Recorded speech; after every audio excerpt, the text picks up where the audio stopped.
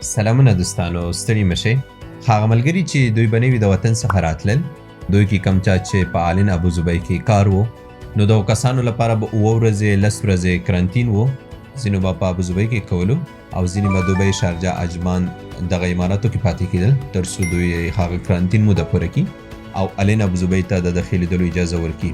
نو دغو کسانو لپاره ابوظبي حکومت نوی پروسیجر اعلان کړ، کم چې به سر له سبا څخه شروع کیږي، مطلب د 9 میاشتې 5 تاریخ څخه به شروع کیږي. نو په نننۍ ویډیو کې همدې باره کې معلومات درکوم. هیله لرم چې تر پای پورې مې ملتیا وکړئ. ښه دوستانو، سر له سبا څخه مطلب د 9 میاشتې 5 تاریخ څخه کم څوک چې نوی د وطن څخه راځي، که هغه په ویزر باندې وي یا په ښه ویزه ولري، که د هر امارات وي، دی کولی شي چې ډایرکټ آلین ابوظبي ته لاړ شي، خو شرط دا دی چې د باید واکسین مکمل کړي وي. مخکې چې کم کسان به نوي د وطن څخه متحده عربي اماراتو ته راتلل، دوی لپاره 7 ورځې 10 ورځې کرنتین به و چې به په ابوظبي کې تېراوه، خو اکثرو به هم په دوبۍ، شارجه یا نورو اماراتو کې تېراوه.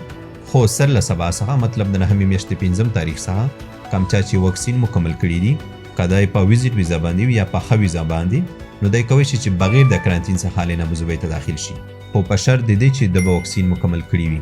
کله چې آلین ابوظبي ته داخل شول، هلته به په 4مه او 8مه ورځ نوره د پوزې ټیسټونه کوي.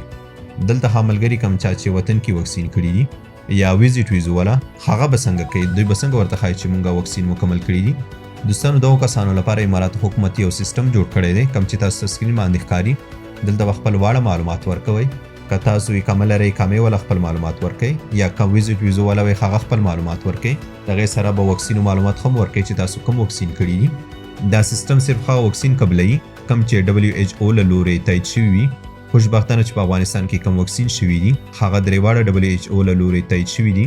نو دلته به دغه واړه معلومات ورکئ او دا به سبمیټ کئ. کله هم چې سبمیټ کا، بیا به په خپل موبایل کې الحسن اپلیکیشن ډاونلوډ کئ. دلته به هم خپل معلومات ورکئ. نور به ستاسو د واکسینو معلومات همدغه اپلیکیشن ته درته راځي. چې کله اماراتو ته راورسېدئ، که په شارجه وئ یا په دوبۍ، هلته به په ایرپورټ کې یو ټیسټ درنه وشي. کله چې ایرپورټ کې ټیسټ درنه وشي، د هغې ټیسټ نتیجه باندې تقریبا 4 ساعته لګي.